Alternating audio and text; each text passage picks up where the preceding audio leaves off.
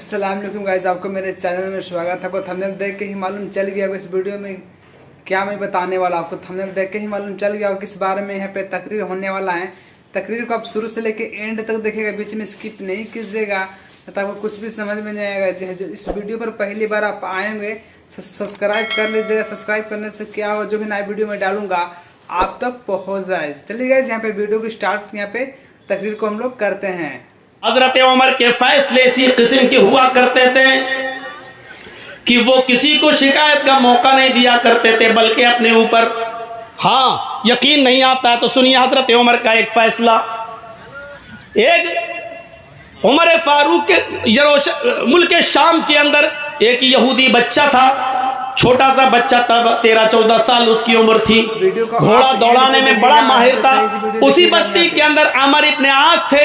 हजरत आमर इब्न आस को गवर्नर बनाकर भेजा गया था। आमर इब्न आस के बेटे ने कहा कि कोई घोड़ा मुझसे आगे हो तेज दौड़ा कर दिखलाए। उस बच्चे ने चैलेंज कबूल कर लिया कि मैं आपसे अच्छा घोड़ा दौड़ा लेता हूं। आमर इब्न आस के बेटे ने कहा चाओ दौड़ाओ। दोनों अपने अपने घोड़े को दौड़ाने लगे। घोड़ा बच्चे का, यहूदी बच्चे का घोड़ा आगे निकल जाता है, आमर इब्न आस के बेटे का घोड़ा पीछे रह जाता है। अब आमर इब्न आस के बेटे को गुस्सा आया, मैं गवर्नर का बेटा और ये यहूदी का बच्चा आगे निकल गया मुझे पीछे करके। जब घोड़े पे से उतरता है आमर इब्न आस का बेटा, तो उसने उस यहूदी बच्चे को एक जोरदार थप्पड़ मार दिया चेहरे पर। उस यहूदी बच्चे ने कहा आपने मुझे बिना गलती के मारा है। जब शर्त थी तुम निकलो या मैं आगे निकलूं, जब मैं आगे निकल गया तो आपने मुझे बगैर गलती के कैसे मार दिया है। मैं आपकी शिकायत आमर इब्न आस से करूंगा, इस मुल्क के शाम के गवर्नर से करूंगा बस। और सुनो इधर देखो, जब उसने ये कहा कि मैं आपकी शिकायत गवर्नर से करूंगा यहूदी बच्चे ने, तो आमर इब्न आस का बेटा क्या बोला, हाँ जा जा जा कर लेना मेरे बाप से शिकायत। आमर इब्न आस तो मेरा बाप है, जिस गवर्नर से तू शिकायत करने जा रहा है ना वो तो मेरा बाप है, मेरा कोई कुछ नहीं कर पाएगा। मैं इस शहर के गवर्नर का बेटा हूं। वो यहूदी बच्चा चुप हो गया। जब तुम गवर्नर के बेटे हो तो तुम्हारा कौन क्या कर लेगा। लखीमपुर खीरी में किसानों के ऊपर वो लड़का गाड़ी चला देता, नहीं चलाया। क्यों? क्योंकि मंत्री का बेटा था। जब उसको इस बात का तकब्बुर है कि मैं मंत्री का बेटा हूं, मेरा कोई कुछ नहीं कर पाएगा, तभी तो उसने गाड़ी चलाई। यही ये आमर इब्न आस का बेटा खामोश हो गया। उसने कहा ठीक है। 1 महीने के बाद हजरत उमर मुल्क के शाम पहुंचे। हजरत उमर देखते थे किस बस्ती में कहाँ क्या हो रहा। वहाँ के लोगों से पूछते थे कि तुम्हारे यहाँ सारे इंतज़ाम सही है, गवर्नर ठीक काम कर रहा है कि नहीं कर रहा। हर एक की क्लास ली जाती, जैसे यहाँ ममता दीदी आती हैं तो हर एमएलए की क्लास लेती हैं, हाँ क्या तुम क्या सही कर रहे हो, फला कर रहे हो, तो वो दौरा करती हैं हर क्षेत्र का। ऐसे ही कोई डांटती भी है किसी को, फटकारती भी है किसी को। तो ऐसी हजरत उमर दौरा करते थे, दौरा शहरों का, और पूछते थे कि आपको जो गवर्नर दिया वो सही काम कर रहा है कि नहीं कर रहा है। जब उस बच्चे को पता चला आज हजरत उमर आ रहे हैं तो वो भी पहुंच गया। जनता दरबार लगा, लोगों ने अपनी अपनी शिकायतें की, किसी को कोई शिकायत ही नहीं मिली। हजरत उमर ने फरमाया इसका मतलब आमर इब्न आस तुम्हारे दरमियान बिल्कुल सही काम कर रहे हैं, किसी को कोई शिकायत नहीं है। सब ने कहा नहीं हमें कोई शिकायत नहीं है। पीछे एक बच्चा बैठा था, हाथ जोड़ के खड़ा हो गया, अमीरुल मोमिनीन मुझे शिकायत है। इधर आओ बेटा, इधर आओ। ये नहीं कहा कि सारे लोगों को शिकायत नहीं, तुझे शिकायत है। हमारे यहाँ यही तो होता है ना, सब खामोश, तू ही बोल रहा है, चुप हट। बेटा इधर आओ, इधर आओ। उसको चूमा, उसको बोसा दिया। उस यहूदी बच्चे के माथे पर उन्होंने पेशानी पर बोसा दिया, उसको चूमा और अपनी गोद में बिठा लिया। बेटे डरने की ज़रूरत नहीं है, सच बताओ तुम्हें क्या परेशानी है। कहा अमीरुल मोमिनीन मैं यहूदी हूँ। कहा बेटे मज़हब नहीं पूछ रहा हूँ तुम्हारा क्या है, तुम सिर्फ ये बताओ कि तुम्हें परेशानी क्या है। कहा अमीरुल मोमिनीन आमर इब्न आस का जो शहर के गवर्नर, इनका बेटा मेरे साथ घोड़ा दौड़ा रहा था। कहने लगा कौन आगे निकलता कौन पीछे। हमने घोड़ा दौड़ाना शुरू कर दिया, मेरा घोड़ा आगे निकल गया। इनको गुस्सा आया इनके बेटे को, और इन्होंने आकर मेरे एक चेहरे पर एक जोरदार थप्पड़ मारा। तेरी हिम्मत कैसे पड़ी अपने घोड़े को मुझसे आगे निकालने की। अमीरुल मोमिनीन ने फरमाया बेटे जब उसने तुम्हारे गाल पे थप्पड़ मारा था तो तुमने ये शिकायत अमर इब्न आस से क्यों नहीं की, गवर्नर से क्यों नहीं की? कहा अमीरुल मोमिनीन मैं गवर्नर से शिकायत करने आ रहा था। इनका बेटा कहने लगा जा जा, गवर्नर मेरा क्या कर लेगा, वो तो मेरा बाप है, मैं तो उसी गवर्नर अमर इब्न आस का बेटा हूँ, तुझे जहां जाना हो जा, मेरा कोई कुछ नहीं कर पाएगा, मेरा बाप इस शहर का गवर्नर है। हजरत उमर फारूक की आंखों में खून उतर आया। कहा बेटे अब तुम उतरो, हमारी गोद से उतरो। हजरत उमर फारूक ने एक टेढ़ी नजर अमर इब्न आस की तरफ डाली।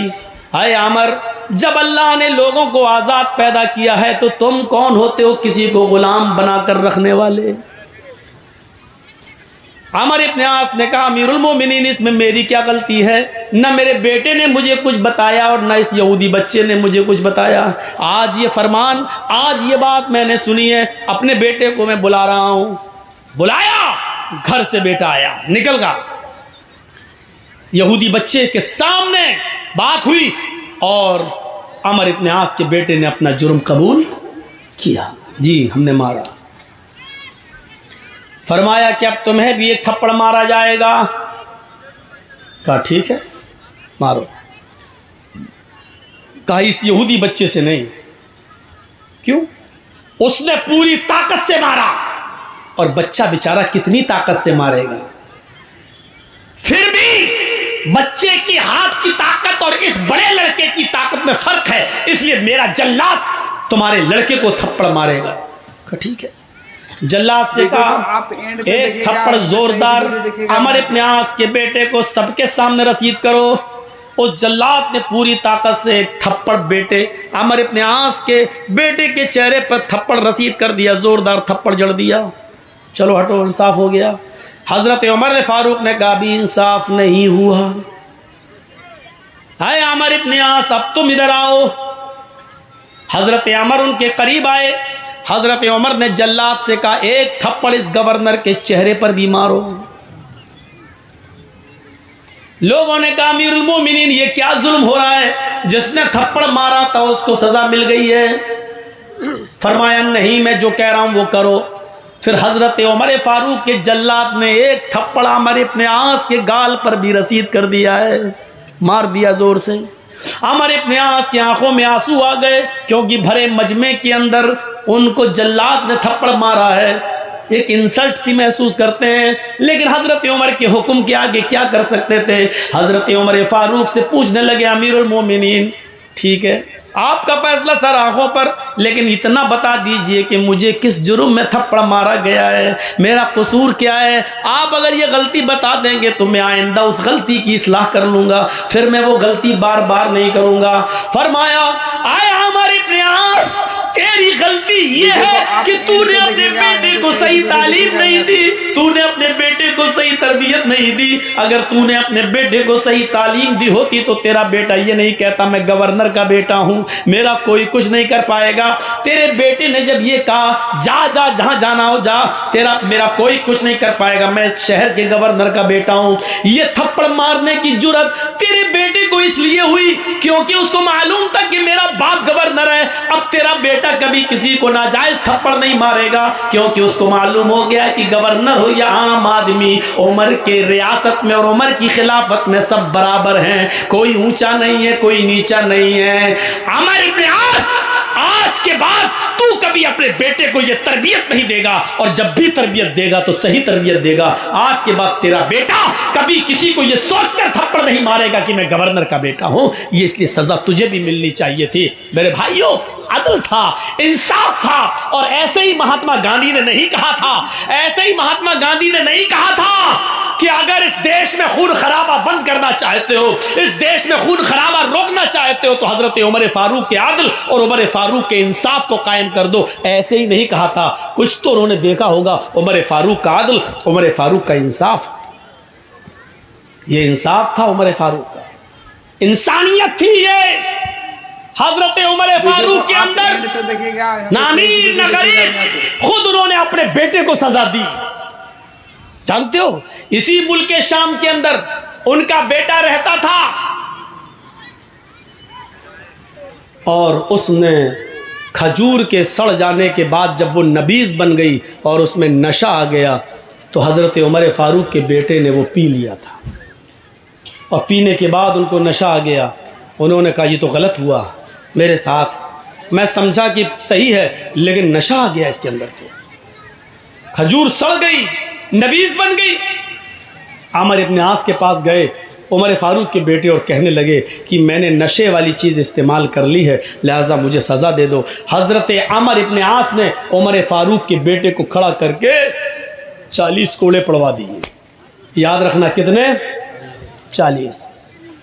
मदीने में जब उमर फ़ारूक को पता चला कि शाम के अंदर मेरे बेटे ने नबीज़ पी ली और उसको नशा आ गया था, और आमिर इब्न आस ने उनको 40 कोड़े मार दिए, लेकिन उनको यकीन नहीं आया। उन्होंने अपना घोड़ा भेजा और आमिर इब्न आस को एक लेटर लिखा कि इस नए घोड़े के ऊपर मेरे बेटे अब्दुल्ला को बिठा कर उसको यहाँ रवाना कर दिया जाए, ये मेरा हुक्म है। वीडियो को आप लिहाजा जब ये घोड़ा मुल्क शाम पहुंचता है तो इस घोड़े के ऊपर बैठकर आमिर इब्न आस ने उनके बेटे यानी उमर फ़ारूक के बेटे को मुल्क मदीने के अंदर रवाना कर दिया। बेटे ने सोचा कि मदीने में मेरे अब्बू मुझे बुला रहे हैं मेरे घर, मैं अपने माँ बाप से मिलूंगा। जब बेटा मदीने में उतरता है और अपने घर की तरफ जाता है तो क्या देखता है कि घर पे पहरेदार बैठे हुए और वो कह रहे हैं, हाय अमीरुल मोमिनीन के बेटे, तुम्हें घर जाने की इजाजत नहीं है, पहले अपने बाप के दरबार में जाओ। बेटा अमीरुल मोमिनीन का बेटा अपने बाप के दरबार में जाता है। बाप ने कहा बेटे आओ, अच्छा हुआ जल्दी आ गए हो। फरमाया कि लोगों जल्लाद कहाँ हैं?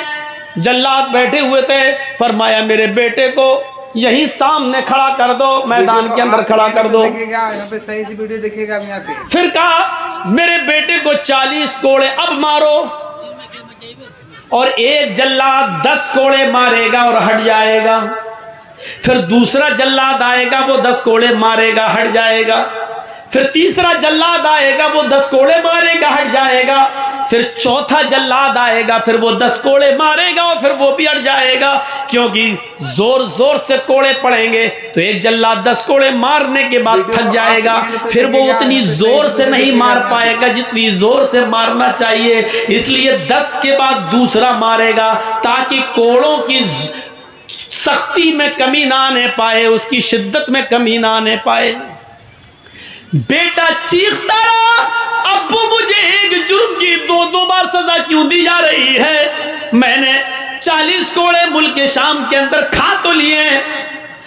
अल्लाह के रसूल का फरमान तो यही है, अगर कोई शराब पी ले तो उसको 40 कोड़े मारे जाएं। अगर मैंने धोखे से गलती से ये जानते हुए कि इसमें नशा नहीं और पी लिया और बाद में नशा आ गया तो इस जुर्म की मुझे सजा मिल चुकी है। हजरत अमर ने कुछ नहीं कहा, बेटे पहले 40 कोड़े खाओ, उसके बाद में मैं तुम्हारी सुनूंगा।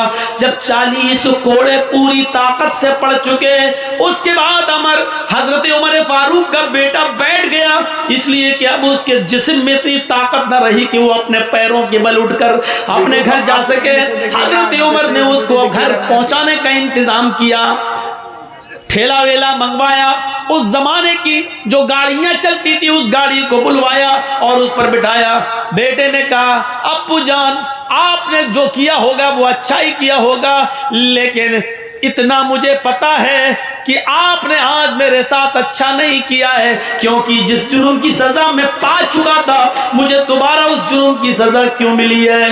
हजरत उमर ने कहा नहीं आए मेरे बेटे, मैंने इसलिए तुझे ये 40 कोड़े मारे हैं कि जब मैंने सुना कि तूने नशा जाने के बाद नबीज पी ली, फिर मैंने ये सुना कि आमिर इब्न आस ने तुझे 40 कोड़े पड़वाए, 40 कोड़े लगवाए, तो मैं समझ गया आमिर इब्न आस ने तुम्हारी पीठ पर जो कोड़े बरसाए वो सजा तो तुम्हें दी गई लोगों को दिखाने के लिए, लेकिन मैं जानता था शायद आमिर इब्न आस ने तुम्हारे साथ रियायत बरती हो, जितनी जोर से कोड़े मारना चाहिए उतनी जोर से कोड़े तुम्हारी पीठ पर न बरसवाए हो, इसलिए कि तुम उमर के बेटे हो, इसलिए कि तुम अमीरुल मोमिनीन के लख्ते जिगर हो, इसलिए कि तुम हजरत उमर फारूक के साहिबजादे हो। ये सोच सोचकर शायद अमर इब्न आस ने जल्लाद से कह दिया हो कि बेटे की आहिस्ता आहिस्ता मारो, इतना ना मारो कि खून टपकने लगे।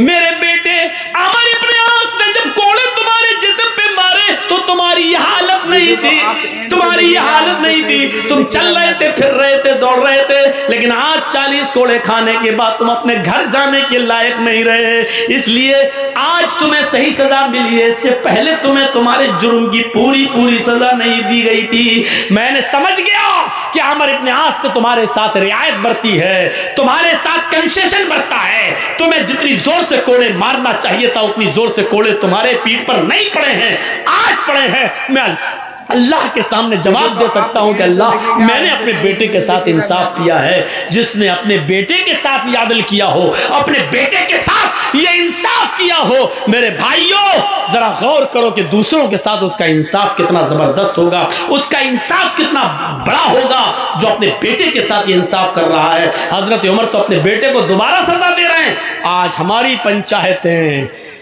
एक तरफ से पैसा लेके, एक मुजरिम से पैसा लेके दूसरे मुजरिम को दे देती हैं वीडियो को और दिला देती हैं पंचों का फैसला सर आंखों पर। इनसे गलती नहीं हो सकती है बेचारे, ये बहुत अच्छा फैसला करते हैं। मेरे भाइयों, अपने फैसलों पर नजर सानी करो, दौड़ाओ। आप कहीं बेइंसाफी तो नहीं कर रहे हो, क्योंकि क़यामत के दिन हमें और आपको सबको इंसाफ करना, सबको जवाब देना होगा। आदल, इंसानियत की ये मिसालें किसी दूसरे मजहब के अंदर नहीं मिल सकती। आप एंड तक देखिएगा, हम देखें, देखिएगा यहाँ पे नजरें डालें।